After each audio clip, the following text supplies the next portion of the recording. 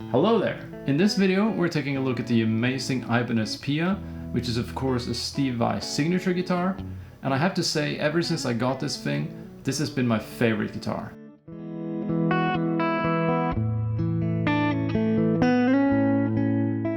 So I'm excited to show it to you and talk about it, so let's just get going. We'll start with some specs and then we'll start moving on to sound demos and more discussion later on. Alright, let's go.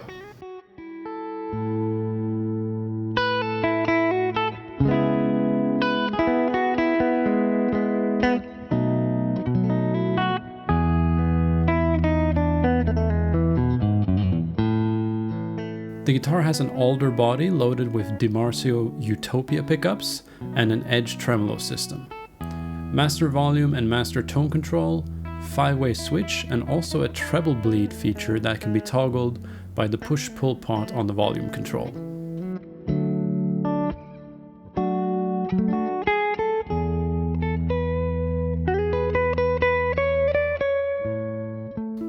The neck is a 5-piece maple and walnut with a scale length of 25.5 inches.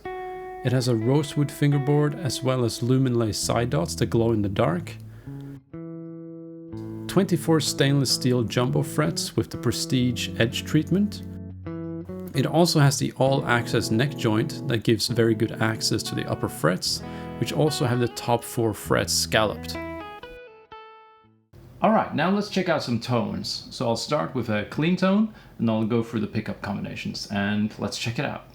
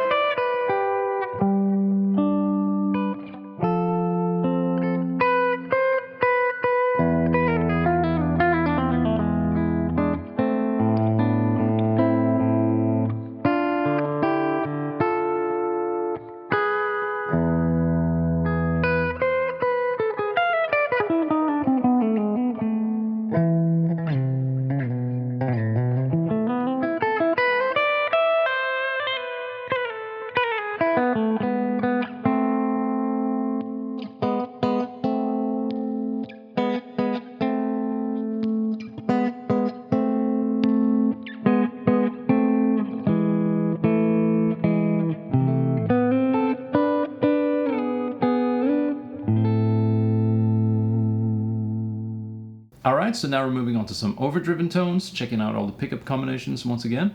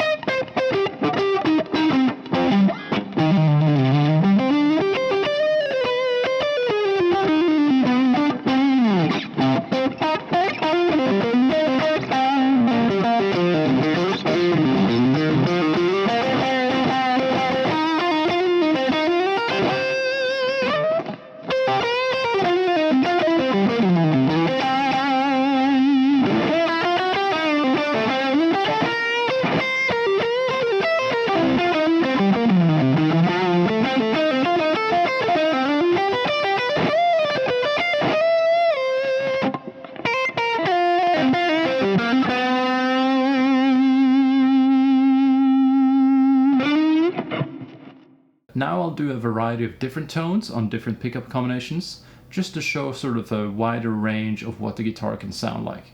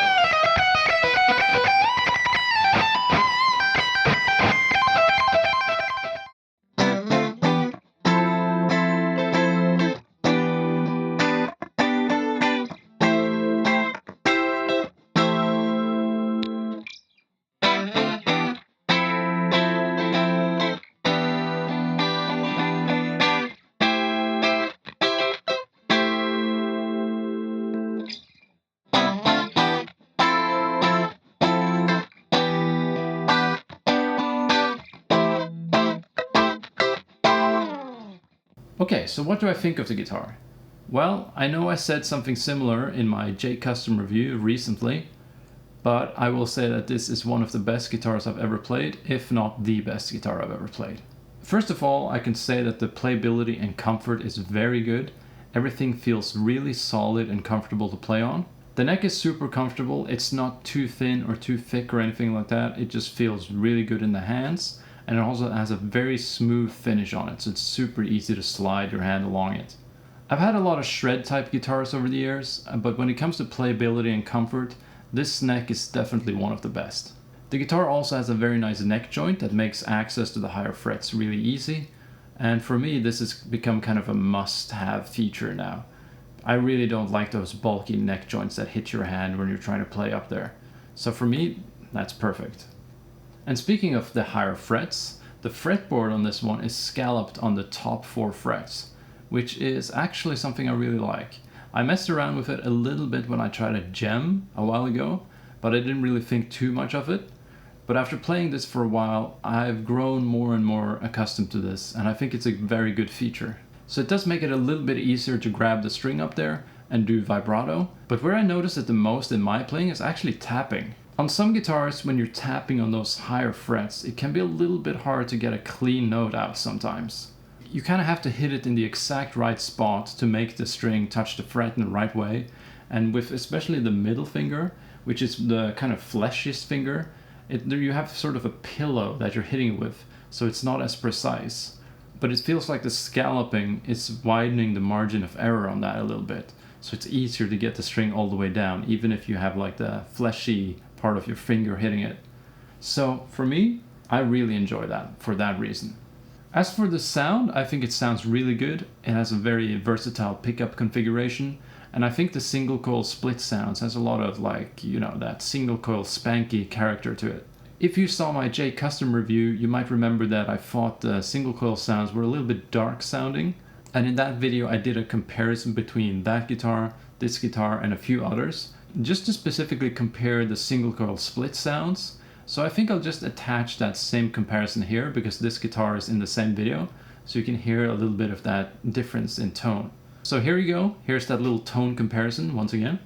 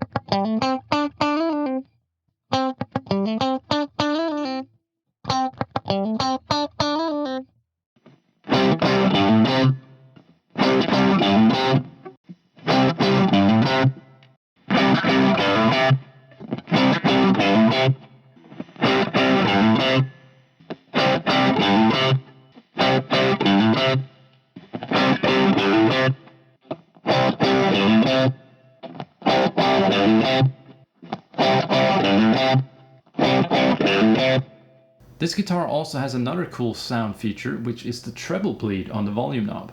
So you can activate this by pulling out the volume knob, and this lets out more high end even when you roll down the volume. I find this can be useful if you want to clean up a sound a little bit by rolling down the volume, but you don't want to lose that high end brightness. So I think that's a cool feature. It's not something I will use like all the time or something, but it's a neat little bonus to have.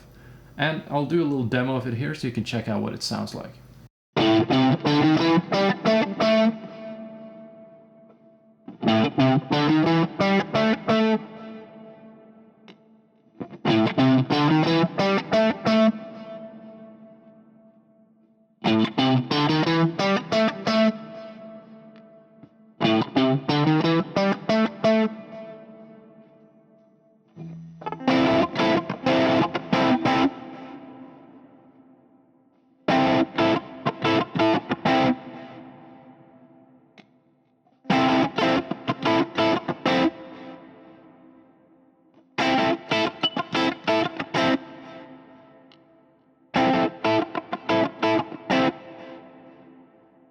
Alright, now let's move on to the bridge. This is the Edge Trem, and for me this thing is great.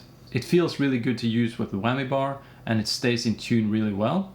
Usually I just fine tune a little bit at the start of my playing session, and then I can kind of forget it for the rest of the day. Of course, if I'm recording or something like that, I'll keep double checking every once in a while, but usually it stays really solid.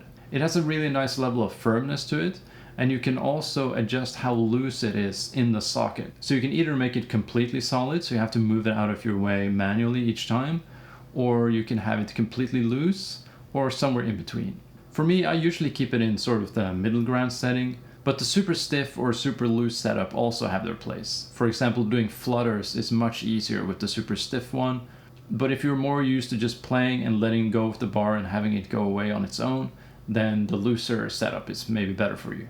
But luckily you can experiment with that and find the setting that works for you in any given context. And yeah, of course the flutter thing is very possible on this. Another little bonus is that it comes with two whammy bars. One is normal and the other is a carbon fiber one, which is super lightweight. I think they both feel really good. I go a bit back and forth trying both of them. Right now I'm mostly using the normal one, but you know, I might experiment and go for the carbon one for a period just to see. Either one will be completely fine. Alright, so let's talk about the looks. Obviously this is a very like flamboyant and sort of like extreme looking guitar, and for some people it might be a bit too much, but for me I think it's really good. I really like the look of this thing. I like crazy stuff like this, so for me I think it looks awesome. It's one of those instruments that is just inspiring to look at, and it looks even better in person, and you just look at it and you kind of just want to play it more, you know. So for me, I think it's great. Some people may not like it might be a bit too much for some people, but I think it's awesome. You know, you have these really fancy pickup covers and the gold hardware. It's really cool. And the inlays are really stylish. They're not exactly like the old Tree of Life. They're sort of like a new Pia sort of version of it. And there's sort of like a fancy 3D effect to the inlays. It's almost like they're sunken into the wood a certain amount, and there's some sort of clear material on top or something. So when you kind of look at it from different angles, it has like a little bit of a 3D effect. I'll try to get this on camera, but it might be a little bit hard to translate it to the camera lens. But we'll see what happens.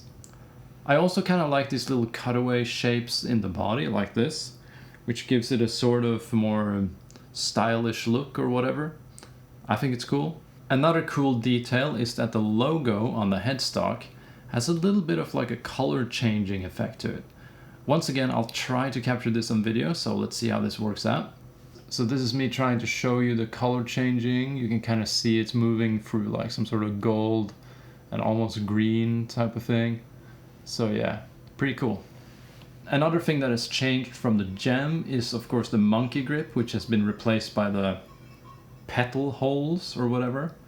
And I think it looks really cool, although I would say that the old monkey grip is a bit more functional if you're just thinking in terms of grabbing the guitar, because it's actually shaped like a hand. Whereas this thing is a bit more like, I don't know, you can still grab it, but it's like two different holes and it's not as big and it's not shaped like your hand. So in terms of like functionality, I'd say that's a downgrade, but I don't really know if people actually use that grip to carry the guitar or if it's just a gimmick. I don't know. I mean, I guess you could use it. I don't know. Let me know in the comments if you actually used a grip or if it's just like a visual thing for you. But yeah, if you're going to be grabbing it by the holes, just be a little bit careful maybe. Just don't yank it out unless you got a really good grip on it. That's all I'm saying. It's an expensive guitar, so be careful. As for the feel of the craftsmanship, it feels really good. Everything seems to be on point here. The frets are in great condition and feel good and look good. The finish is in good condition, looks good, feels good, and everything like that. Nothing bad to say really. I know some people have complained previously about the inside of the petal holes being sort of rough. And these ones are mostly smooth, but then if you go into the extreme corner of the tiniest place, they are like, I don't know, like 15% rougher than the normal finish, if that makes sense. So there's like a very slight difference in the roughness in the very extremities of the holes. I saw some people talking about it when these guitars came out, but I don't think it's this thing that I'm describing here. I think it would be more extreme to warrant such a reaction. So this stuff here, yeah, that really doesn't matter to me. It's very slight. But if you're testing one out or you want to buy one, you could run your finger in there just to test and see if maybe there's something up with that or not. Alright, before we wrap up, we can mention some smaller details about the guitar. One such thing is the angled output jack, which is nice, makes the cable come in at a more reasonable angle, and it's easier to loop it for your strap if you want to do that. So that's a nice little bonus. We also have this fancy magnetic backplate, which is sort of a unique thing, I guess. It's not really a big deal, but it's magnetic, so you just take it off and put it back on. Oh, there we go. Now, to me, this is not really a big deal. Usually, I either just take the backplate off and leave it in the case, or I just have it screwed in with one screw or two screws, so it's easier to take it off. So to me, this doesn't really bother me, but I mean, it's kind of cool. So I don't know, thought I'd mention it. Now there's also some case candy that comes with the guitar. So you got the famous Ibanez multi-tool with all the adjustment things you would need, which is great. I use this when I change strings and adjust intonation and stuff like that. So that's just a convenient little thing to have. You also got keys for the hard case, inspection card, instructional manual, whatever this thing is, some sort of product tag or whatever. There's also like a nice little pamphlet with like some writing from Steve Vai in it about the Pia, and yeah, just some thoughts from him, I guess. That's just a nice little bonus. And there's a little bag for the whammy bar stuff, like the bushings you can see in here. So I just keep them in here, so if I want to exchange them. And I also got a few spares in here, which is nice. And of course the hard shell case itself feels very solid and sturdy. So to wrap things up, this is a very high quality, versatile guitar that looks good, sounds good, and feels good. And I do feel pretty confident in saying that this is the best guitar I've ever owned. It could be a bit tricky to put the exact ranking, but I would say that this one and J Custom and the Charvel Guthrie Govan signature, those are in the top 3 somewhere. Although the exact rank, I don't know. I think I would put this at number 1. And I've owned quite a few guitars, as you've seen on this channel, and many of them have come and gone, but this one does feel a lot better than almost everything. Just a quick little edit from the future here. While I say that this is maybe the best guitar I've had, I will say that I have tried necks that maybe fit my hands just a little bit better. I recently got this Charvel DK24, and I think it has the same neck profile as the Guthrie Govan signature I previously had, and this neck shape just feels like home to me. When it comes to Ibanez specifically, my favorite neck has probably been the PGM 100. This was a very comfortable neck and felt really good in the hands. Of course, the Pia also feels really good. We're talking about very slight differences here, but I thought I'd just mention it here since the neck is an important part. So my statement about this guitar being so good is kind of a bigger picture thing when all aspects of the guitar are considered. But when it comes specifically to necks, I think maybe the Charvel Speed neck is my favorite in terms of feel. But I thought I'd just be as clear as possible about this. The point still stands though, the Pia is an absolutely amazing guitar. I'm Commander Shepard, and this is my favorite guitar from the Citadel. And if you've been watching my channel, you've seen that I've played a lot of different guitars, and many of them have come and gone, but this one really is really good. So if you get the chance, I highly recommend testing one of these out.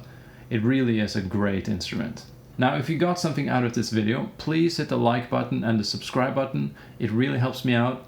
I'm trying to get to 5,000 and it's sort of a slow process, but if you want to help me out, I would really appreciate it. And if you happen to be interested in supporting my content a bit more, there's always a bunch of links in the description, and there's also my Patreon and stuff like that. So if you check that out, I would also appreciate that greatly. Leaving a comment is also appreciated. That really helps me out in the algorithm and all that stuff. And also it's nice to hear from you what you like about the video, what you didn't like, what other videos you want to see. Maybe you have some insights about the guitar or some experiences. So feel free to comment just about anything. Alright, so that's it. Thank you so much for watching, and bye bye.